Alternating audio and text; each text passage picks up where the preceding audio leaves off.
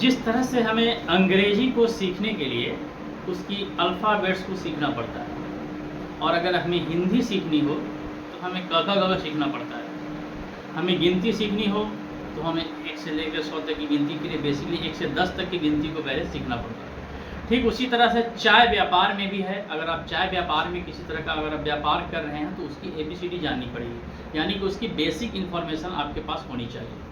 तो चाय बिजनेस में ग्रेडिंग का एक बहुत ही महत्वपूर्ण स्थान है, और ग्रेडिंग कुछ नहीं है, बस एक साइज है, लेकिन उसका अपना एक इम्पोर्टेंस है और उसकी अपनी एक फीचर्स है जिसकी वजह से अलग अलग ग्रेड बनाए गए।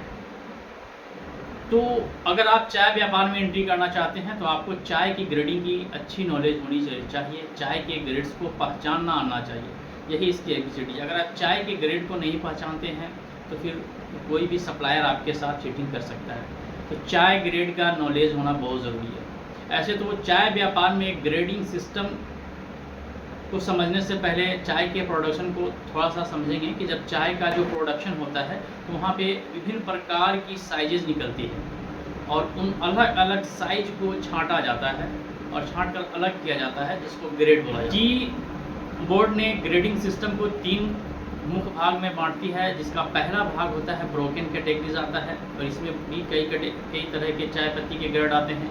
फिर एक फाइनिंग कैटेगरीज आता है, और तीसरा जो सबसे लास्ट आता है डस्ट कैटेगरीज आता है। अब कैटेगरीज का अलग अलग इम्पोर्टेंस है और उसी के हिसाब से इसको ग्रेडिंग किया गया है। चाय व्यापार में ग्रेड को समझना बहुत इम्पोर्टेंट है, क्योंकि बहुत सी चीज़ें हैं जो ग्रेड के ऊपर भी डिपेंड करती है। अब ग्रेड क्या है, अगर इसको हम सिंपली समझें तो जैसे हम लोग कोई शर्ट या टी-शर्ट खरीदने जाते हैं तो वहाँ पे एक साइज़ लिखा होता है, मीडियम है, लार्ज है और स्मॉल है। तो ठीक बिल्कुल आप इसको इसी तरह से ले सकते हैं कि चाय में जो ग्रेड है यह भी एक साइज है।